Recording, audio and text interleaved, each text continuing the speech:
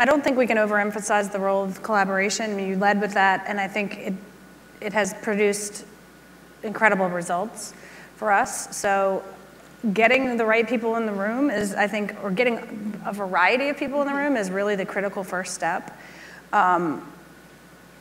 Effective, strong, transparent leadership. I mean, it's been critical for us. It's a new way of doing business in New Orleans, and that I think is getting heard nationally. You know, you can get work done faster and more effectively when you collaborate. And that's what we found with our biggest success story, which is around healthy school food. So we were able to bring a healthy school lunch to 50% of all public schools in New Orleans. Like, no more high fructose corn syrup, fresh food that was scratch prepared daily. And that was because we played the middleman between high-level policymakers and grassroots innovators. And I think that each player, each entity has sort of a niche where they're able to accomplish something in a different way. So innovators are able to change really quickly and iterate and try things, and we're supporting that. But then there's also, you know, policies that have to be affected, and that takes a lot more time. And so when you have dialogue and collaboration going on from those, you know, quick bubbling up ideas and the people that can really foster wide-scale change, then you're able to tackle those systemic problems. You know, at some point, government has to intersect change in a municipality.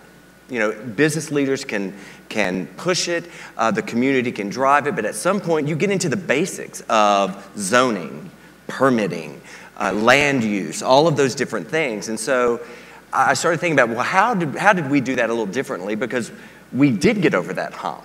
And I think part of it was having a mentality that is business driven, in the sense of not what does business want us to do, but if we had a product, our product is our city, our clients are our citizens, how do we have them consume and value what we have to offer? In the process of defining neighborhoods within the Detroit Future City project, the low vacancy neighborhoods have 15% vacancy right now. And that's our lowest level of vacancy. So it's a different type of approach that needs to happen. And I guess this veers off a little bit of the comparison, but what I see happening now is almost a universal sense that it's time to turn our attention to the residential areas of Detroit.